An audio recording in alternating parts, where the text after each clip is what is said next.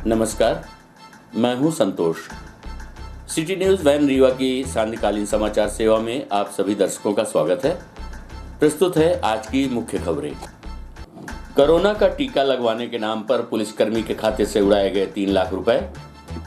शराब ठेकेदार के घर पर हुआ हमला, अज्ञात बदमाशों ने चलाई गोलियां। किसानों के धरना स्थल पर बजी शहनाई, आंदोलनकारियों ने वरवधु को दिया आशीर्वाद। खबरें अब विस्तार से। साइबर फ्रॉड करने वाले लोगों ने जनता को ठगने का एक नया तरीका अपनाया है। कोविड का टीका लगवाने के नाम पर रीवा में ठगी कर पुलिसकर्मी के खाते से 3 लाख रुपए की ठगी की घटना सामने आई है। पीड़ित को जब पता चला कि उसके साथ ठगी हो गई है तो उसने इसकी सूचना साइबर सेल को दी, जिसके बाद फ्रॉड करने वालों का पता लगाया जा रहा है। हम आपको बता दें कि साइबर क्राइम बहुत ही तेजी से बढ़ रहा है। ये फ्रॉड करने वाले आए दिन नए तरीके अपनाकर लोगों को अपना शिकार बना रहे हैं। इस समय कोविड वैक्सीनेशन का कार्य चल रहा है, उसके नाम पर भी ठगी शुरू कर दी गई है। फ्रॉड की घटनाओं को अंजाम देने वाले शातिर बदमाश अब कोविड का टीका लगवाने के नाम पर ठगी की घटनाओं को अंजाम दे रहे हैं। ऐसा ही एक मामला रीवा में देखने को मिला, जहां एक पुलिसकर्मी उनकी ठगी का शिकार हो गए, जिनके खाते से बदमाशों ने 3 लाख रुपए निकाल लिए। 9वीं बटालियन में पदस्थ शत्रुघ्न पटेल इस ठगी का शिकार हुए हैं।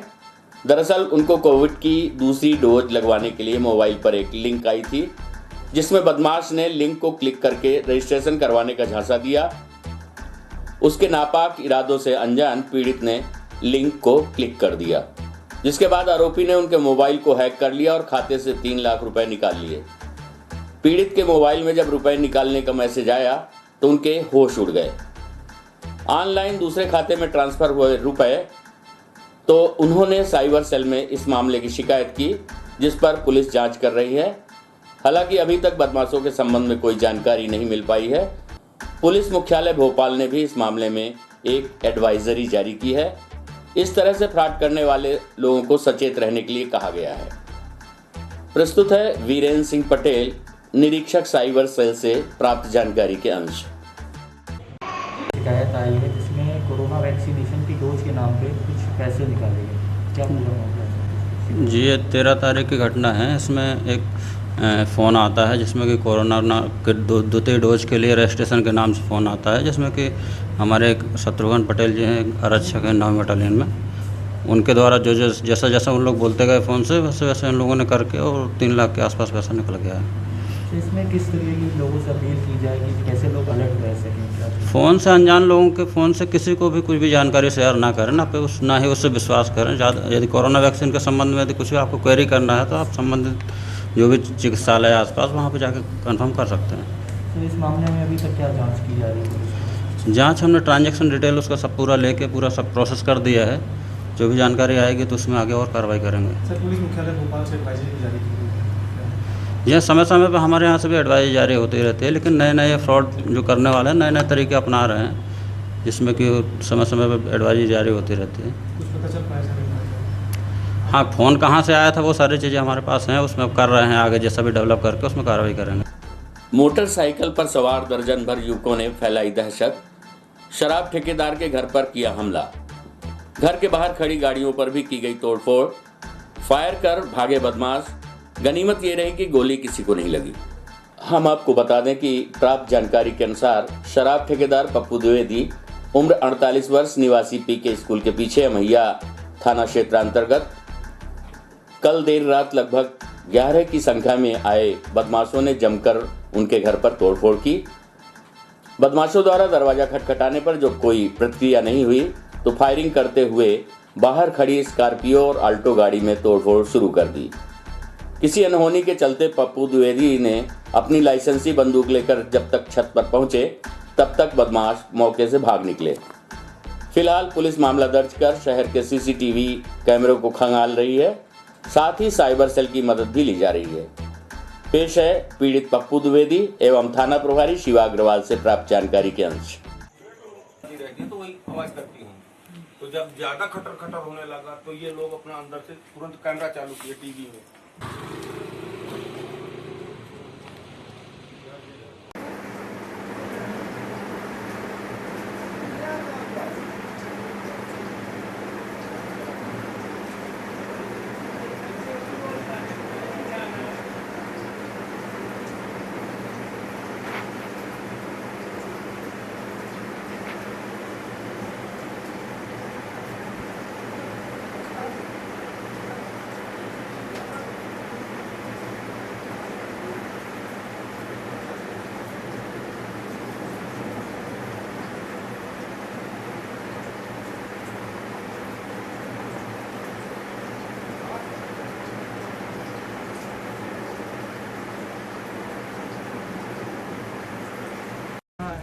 ये सर्दिंग में मान लीजिए यहाँ वाले में ले ले यहाँ पत्थरों पड़ा है अंदर दोनों का ये बगल वाला जो घर है ना वहाँ पे भी सीसीटीवी कैमरा नहीं। वो टाइम पर बता दीजिएगा तो उनको भी बोले देते हैं कि सेव करके निकलते हैं लोग। अब एक काम ये करो यार, कैमरा लगे तुम लोग थोड़ा सा बढ़िया ग्रुप बनाएगा। नहीं चाय रहा भाई, पानी तुरंत आगे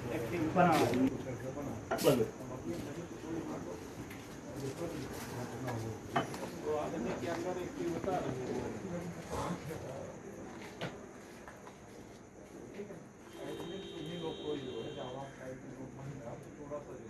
ज़्यादा ठीक रहेगा। हम लोगों को उतना जीके भी तो ये तुम आ जाओ आधे ऊपर आ जाए। ये भी कुछ यहाँ घटना हुई है, क्या मामला क्या है? सर हमारा तो किसी से नहीं झगड़ा हुआ, हम सो गए थे। घटना क्या हुई? घटना ये हुई कि ये पत्थर चला करके फायर करके भाग गए, दोनों गाड़ियों के शीशा टूट गए और कुछ गाली गलौज भी वो लोग नहीं किए, मैंने आवाज़ नहीं निकाले, मुंह बांधे हुए थे जो कैमरे में दिखाई दे रहा है। और पत्थर चलाए, गोली चलाए, वो भाग गए। 4 मोटरसाइकिल में थे, 3 में 3 और 1 में 2 जो फुटेज में दिखाई दे रहा है। और सभी मुंह बांधे। कोई विवाद नहीं, सीधे गोली चलाने लगे, पत्थर चलाए और एक फायर करके वो भाग गए। पहचान कुछ मुंह से आवाज़ भी नहीं निकली, सब मुंह बांधे हुए थे। कोई पहचान नहीं आ रही। आपका किसी से कोई विवाद पहले? कोई विवाद नहीं, किसी से नहीं। पप्पू द्विवेदी। पत्थर फेंके क्या गोली चलाई गई, क्या मामला क्या था? अभी जैसा कि हमने सीसीटीवी फुटेज में देखा है, लगभग 10 से 11 की संख्या में लोगों ने इनके घर के ऊपर पथराव किया है, पत्थर फेंके हैं, जिनसे इनकी गाड़ी जो है दुर्घटनाग्रस्त हो गई है। जांच कर रहे हैं कौन लड़के हैं, जैसा भी जांच में आएगा वैसे कार्रवाई की जाएगी। सर वो फुटेज के खोखे भी बरामद कर लिए? हाँ, एक फायर करते हुए भी दिख रहा है उसमें फुटेज में, उसका हमने राउंड मिल गया हमको खाली, उचित धाराओं में कार्रवाई की जा रही है। गोवंश कटने का सिलसिला शहर के कुछ मोहल्लों में बदस्तूर जारी है। कई बार आरोपी पकड़े भी जा चुके हैं, इसके बावजूद गौ मांस तस्करी का कारोबार बंद नहीं हो रहा है। ताजी घटना बिछिया थाना क्षेत्र के जनाना बाग की है, जहां पर बंद पड़ी मोम फैक्ट्री में असामाजिक तत्वों के द्वारा गोवंश की हत्या की जा रही है। घटना को स्थानीय बच्चों ने देखकर घर के सदस्यों को जानकारी दी, जिसके बाद पुलिस को सूचना दी गई। मौके पर पहुंची बिछिया थाने की पुलिस ने मौका मुआयना किया तो जानवरों के कटे हुए अंगों के अवशेष बरामद हुए, जिससे माना जा रहा है कि लंबे समय से मांस तस्करों के द्वारा जानवरों को पकड़कर काटा जा रहा है। फिलहाल पुलिस ने अवशेषों को जब्त कर संदेहियों की तलाश शुरू कर दी है। आइए सुनाते हैं स्थानीय निवासियों और बिछिया थाना प्रभारी जगदीश सिंह ठाकुर से प्राप्त जानकारी के अंश।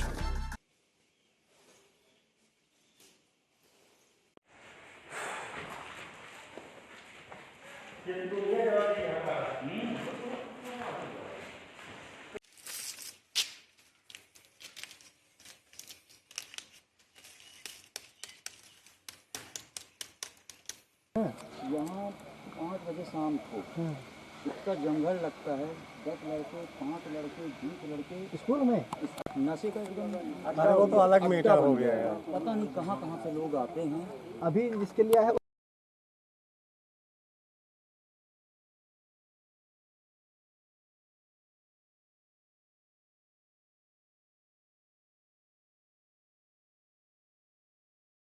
बल्कि जेल में ट्रांसफर लगा था। ये घटनाएं तो देखिए कम तो हो नहीं रही है। निश्चित रूप से दुर्भाग्य है, सरकार हमारी ऐसी हिंदुत्व की सरकार, उसके बावजूद ये हो रहा है हर जगह। इसमें दोनों चीजें हैं। देखो क्या है कि देखो सामने आती चीज़ों कार्रवाई हुई नहीं, वो तो लोग क्या करते हैं मालूम है, चीज़ों को जो छुपा लेते हैं चीज़ों को। सही टाइम पे एक लड़का भी बताया मेरे को कि सर ऐसा ऐसी घटना हुई, तो वो आज जानकारी जब मैं आया हूँ मौके तो बताया जा रहा है कि क्या है रात की एक्टिविटी जो होती है ना, लगा देखो सहयोग जरूरी है। आम जस मानस का सहयोग सबसे जरूरी है। लेकिन ये साहब आप मानिए मामला क्या है, गाय के कुछ अवशेष पड़े हुए हैं जी। ये क्या है कि बच्चे यहाँ मैदान है बगल में, वहाँ खेलते कूदते हैं। बच्चों ने मुझे बताया कि यहाँ जो ये अपनी फैक्ट्री है, मोम फैक्ट्री बंद पड़ी हुई है, यहाँ आए दिन गाय काटी जाती है। तो मैंने कहा कि तुम लोगों ने देखा? तो बच्चों ने बताया कि हाँ हमने देखा। तो मैं भी बोला कि चलो मैं भी देखता हूँ चल के। तो जब मैं यहाँ आया तो मैंने देखा कि यहाँ कटे हुए अवशेष पड़े हुए थे। तो मैंने फिर धीरू भाई को बुलाया और उनको अवगत कराया इस कि बारे में पुलिस को सूचना दी? नहीं, पुलिस को हमने सूचना दी नहीं। इसके पहले बच्चों ने कई बार आवेदन थाने में दे चुका है, अभी तक कोई कार्रवाई? कुछ नहीं। तो अभी क्या आप क्या मन बना रहे हैं, आप क्या करेंगे आगे? अब आगे अब देखिए, अब आप लोग अब उजागर करिए, हम भी जाएंगे थाने में, हम भी आवेदन देंगे, क्योंकि यहाँ सामाजिक तत्वों का यहाँ डेरा लगा रहता है। क्योंकि परेशानी आप लोगों को है, मोहल्ले के आप लोग। जी जी जी। तो फर्ज बनता है आप लोगों का आवेदन देना। जी, फिर जाएंगे, फिर आवेदन देंगे। क्या करेंगे, आवेदन के अलावा कर भी क्या सकते हैं। अंदर क्या देखा है आपने? अंदर मैंने देखा कि वहाँ गाय का सिर पड़ा हुआ है, पूंछ पड़ी हुई है, जो मोम फैक्ट्री का कढ़ाहा है जिसमें मोम पिघलाई जाती थी, उसमें 2-4 हड्डियाँ पड़ी हुई हैं, थोड़े बहुत अवशेष पड़े हुए हैं। बस यही देखा मैंने, वही मैं धीरू भाई को बताया और उनको अवगत कराया। जी, मेरा नाम राघवेंद्र द्विवेदी है, वार्ड 44। शेष पड़े हुए हैं गौवंश के, क्या पूरा मामला है, क्या चीज़ अभी तक? गाड़ी दिखा। जी हाँ, ये अभी सूचना मिली थी मेरे को अभी 15-20 मिनट पहले कि वहाँ पर जो है कोई 15-20 दिन पुराना जो है गाय का कोई वो है अवशेष पड़ा हुआ है, जिसकी सूचना पर मैं यहाँ पे आया हूँ, देखा हूँ तो पुराना है। और इस तरह आसपास गौशाला भी है, यहाँ से भी चीज़ें जो है गऊ और वो मरती रहती हैं यहाँ पे, और शिकायत भी रहती है कई बार। तो कोतवाली में भी उसको जो लोग थे ऐसी शिकायत थी तो उनको राजस्व करके भेजा भी गया है।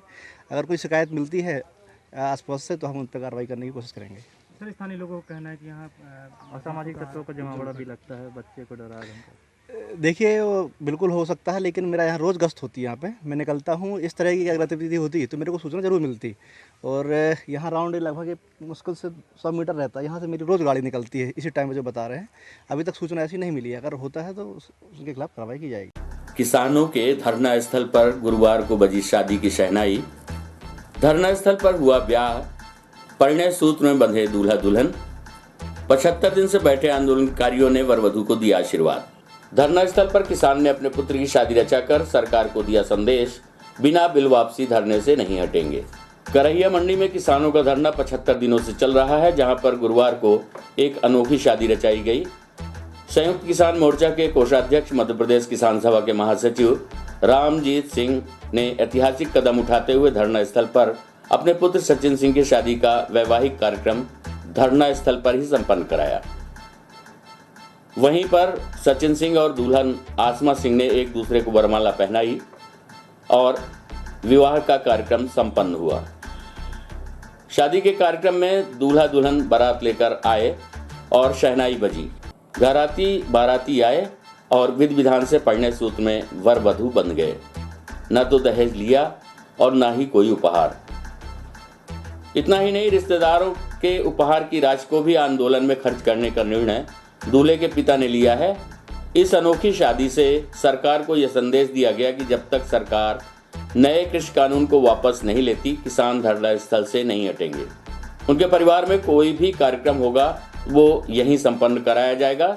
साथ ही उन्होंने समाज को भी यह संदेश दिया है कि बिना दहेज के लड़की वालों से बिना कुछ लिए भी शादी रचाई जा सकती है। इस शादी में एक खास बात और थी कि बारात लड़की वाले लेकर आए और शादी का पूरा खर्च लड़के के पिता ने उठाया। ये एक संदेश भी है उन लोगों के लिए जो दहेज की मांग करते हैं। इस अवसर पर संयुक्त किसान मोर्चा के पदाधिकारी, किसान समाजसेवी, बुद्धिजीवी, जन संगठनों के प्रमुख, महिलाएं और वर वधू के पक्ष के सम्मानित व्यक्ति उपस्थित रहकर वर वधू को आशीर्वाद दिया। दूल्हा दुल्हन भी इस शादी के माध्यम से सरकार को संदेश दिया कि वो भी इस कृषि बिल के विरोध में खड़े हुए हैं। प्रस्तुत है सचिन सिंह दूल्हा और आसमा सिंह दुल्हन तथा रामजीत सिंह दूल्हे के पिता से प्राप्त जानकारी के अंश।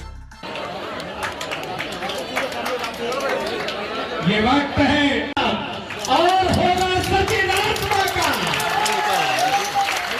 एक बार तालियां हो जाए।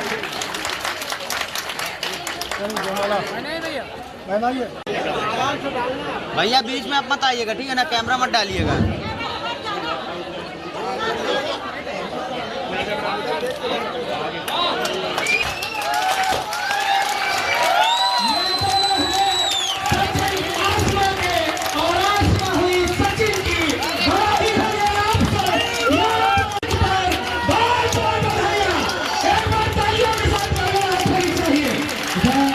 जिंदाबाद। मौका मिलना चाहिए तमाम साथियों से, आग्रह है।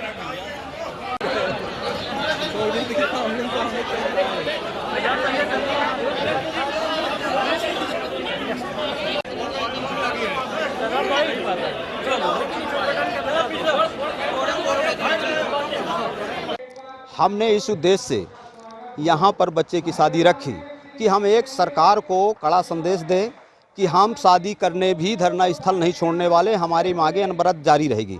दूसरा, हम समाज को भी एक कड़ा मैसेज देना चाहते हैं कि बिना दहेज के, बिना किसी वित्तीय संसाधन के ये रीवा जिले की पहली शादी होगी कि बच्ची वाले बारात लेके आए हैं, हमारी बहू बारात लेके आई है और उससे एक पैसे नहीं लिया गया और खाने का खर्च, पूरा खर्च हम वहन कर रहे हैं, किसान वहन कर रहे हैं, लड़की वाले से एक पैसा नहीं लिया गया। उसमें जो भी हमारे जो किसान मित्र आए हैं, यदि कुछ भी देते हैं वो सारी राशि हम आंदोलन पर खर्च करेंगे, आंदोलन पर दान करेंगे। एक भी पैसे बच्ची के पिता से और बच्ची के रिश्तेदारों से नहीं लेंगे।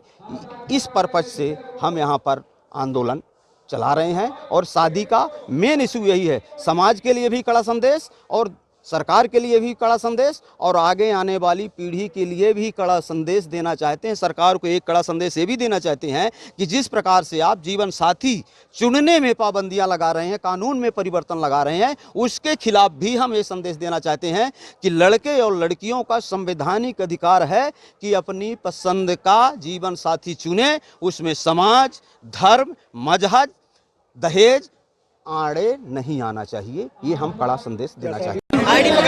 सरकार से मांग करना चाहते हैं, जो किसान विरोधी तीन काले अध्यादेश लेकर आई है और माननीय राष्ट्रपति महोदय ने अध्यादेश पे हस्ताक्षर कानून बना दिया और किसान उस बिल से परेशान है। जब देश की इकोनॉमी कोविड के वातावरण पे डाउन हो रही थी तब एग्रीकल्चर ने उसको ग्रोथ दिया था और सभी पूंजीपतियों को उसको निगाह हो गई, गिद्ध की नज़र उनके पड़ गई कि ये सब व्यवस्था बर्बाद हो सकती है लेकिन एग्रीकल्चर ही देश को चला सकता है। तो उनके दबाव पे सरकार एक कानून लाई और उनके हित के लिए काम कर रही है। किसान इस बिल से बर्बाद हो जाएगा और हम चाहते हैं, सरकार से मांग करते हैं, किसान संयुक्त किसान मोर्चा मांग करता है कि सरकार ये तीनों काले कानून वापस ले और किसान को सुखमय जीवन दे। और वो अपने, कोई नहीं चाहता यहाँ ऐसी व्यवस्था, कोई नहीं चाहता शादी करना, लेकिन सरकार ने ऐसी परिस्थिति बनाई है और सरकार से हम ये डट कर मुकाबला करेंगे। तुम जब तक काले कानून वापस कर लेंगे तब तक हमारी घर वापसी नहीं, यहीं सब कुछ होगा।